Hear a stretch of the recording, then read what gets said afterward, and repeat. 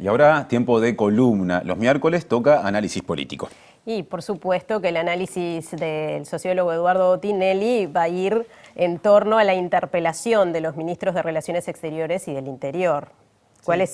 ¿Qué se puede leer en primera instancia de esta comparecencia? Bueno, ¿qué tal? Buenas tardes. Buenas. Sí, lo primero, digamos, que creo que incluso en estas últimas horas se ha reafirmado, es algo que no estamos tan habituados en el último tiempo, que es el clima con el cual se llevó adelante y las formas en que se discutió. No fue una interpelación de cruces de ataques personales, salvo excepciones, digamos, que se salieron un poco de tono, dentro de los senadores, senadoras de peso, de los propios, del propio interpelante, de los interpelados.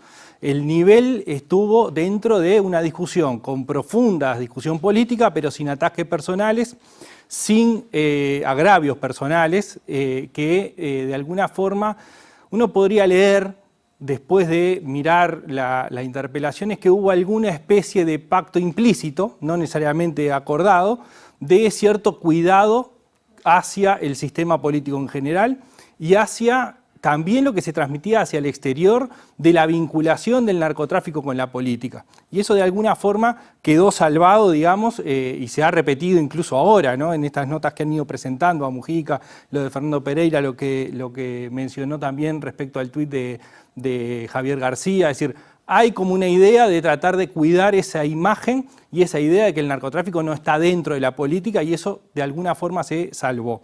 Lo otro es cómo se encaró la interpelación por las dos facciones, digamos.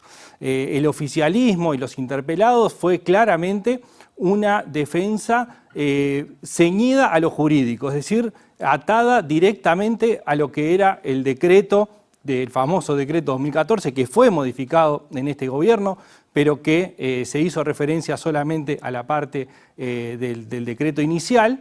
Y por otro lado, la oposición, que luego cuestionó, no desde el lado de lo jurídico, aunque también se hicieron salvedades sobre ese elemento jurídico, sino como un elemento netamente político y de decisiones políticas. Y ahí estuvo la principal diferencia, digamos, desde qué lado se abordó. Sobre todo, cuando hablo del oficialismo, estoy refiriéndome a los interpelados, a la bancada del Partido Nacional y del Partido Colorado. La de Cabildo Abierto tuvo algún matiz sin fijarse tanto en esos elementos jurídicos, aunque lo tomó como elemento validador, digamos, de las explicaciones. ¿Y las consecuencias políticas principales cuáles fueron, Eduardo? Bueno, acá podemos separar lo que son las consecuencias hacia el exterior y hacia el interior. Hacia el exterior, por un lado, lo que decía, de alguna forma blindar el sistema político con sus vinculaciones con el mundo narco.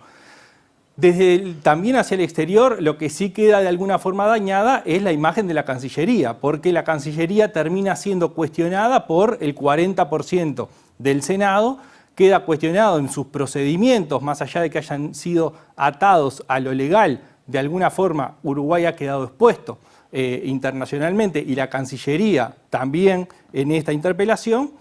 Y hacia lo interno hay también distintos elementos. El primero es la decisión de que en el medio de la interpelación se da el apartamiento del cargo o cese del subdirector de la Dirección Nacional de Identificación Civil.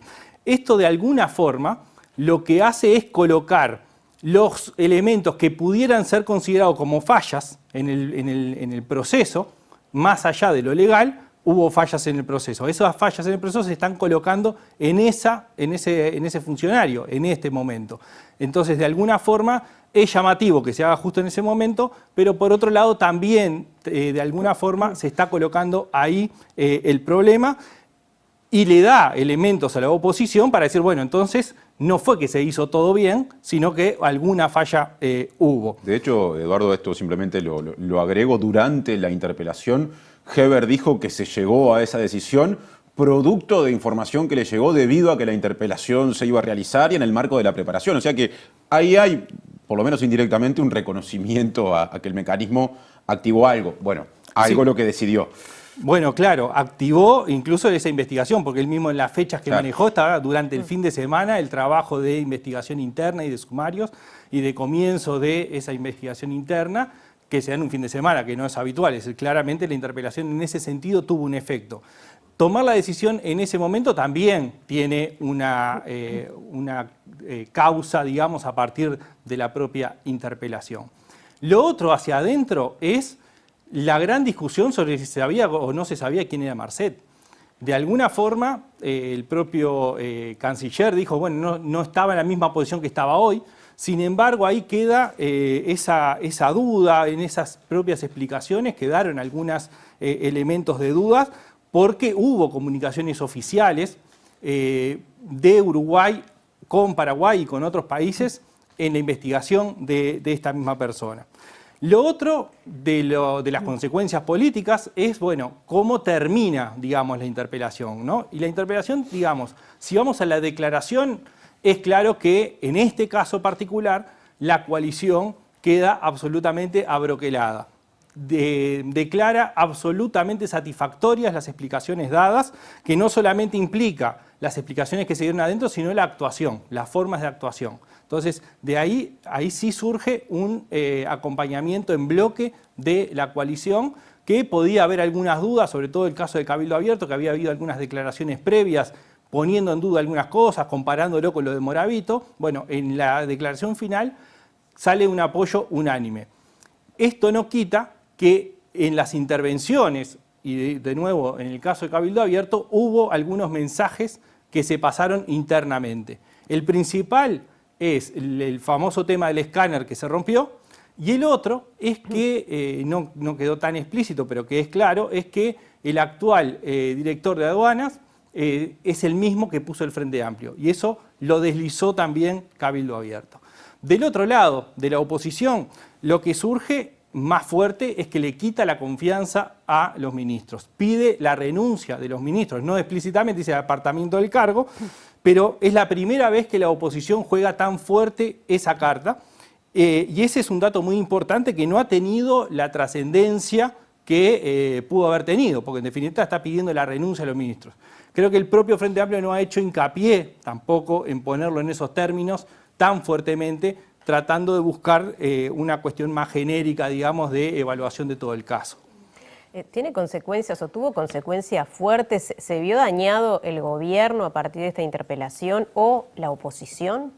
Bueno, así como dije que al arranque que había sido una interpelación con una discusión de alto nivel, seria, digamos, en sus contenidos, fue poco histriónica y por lo tanto genera pocos efectos mediáticos explícitamente sobre este caso, ¿no? Después hay otras derivaciones. No fue una interpelación que haya hecho mucho ruido en sí misma. Sí tiene consecuencias, lo que ya hablamos, ¿no? Los efectos que generó en destitución, en toma de decisiones, pero de alguna forma se optó por no hacer ese tipo de grandes escándalos mediáticos, digámosle.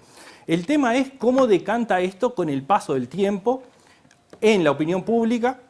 Por un lado, lo que hemos hablado varias veces, del proceso de acumulación, es decir, desde el Frente Amplio, desde la oposición, generar también un proceso de acumulación de hechos y no que cada hecho en sí mismo genere un impacto. Y por otro lado, digamos, el gobierno se ampara en que cumplió legalmente todos los pasos, la oposición lo plantea desde términos políticos, pero termina siendo elementos que son más para el público más informado, si se quiere, decimos, que están más arriba de los temas de la agenda política y más en todos los procesos que se viven. El conjunto de la opinión pública hoy tiene como principales preocupaciones otras, la seguridad pública, la economía, el empleo. Entonces, hay que ver cómo esto, en términos de costos políticos, puede llegar a traducirse o en el proceso de acumulación o que esto siga teniendo otras derivaciones. Hoy está este tema, pero entra la rendición de cuentas al Senado, entra el tema de la seguridad social y entran los temas cotidianos. Entonces, ¿qué lugar pueda llegar a ocupar o no? Bueno, eso todavía falta verlo. Esto no quiere decir que así como en la opinión pública, en principio, esto hay que estudiarlo, obviamente, pero en principio no genera un impacto en sí mismo, hay que estudiarlo de nuevo, digo, lo que sí es que políticamente ha sido un elemento a considerar. Gracias, Eduardo. Muchas gracias. Muchas gracias.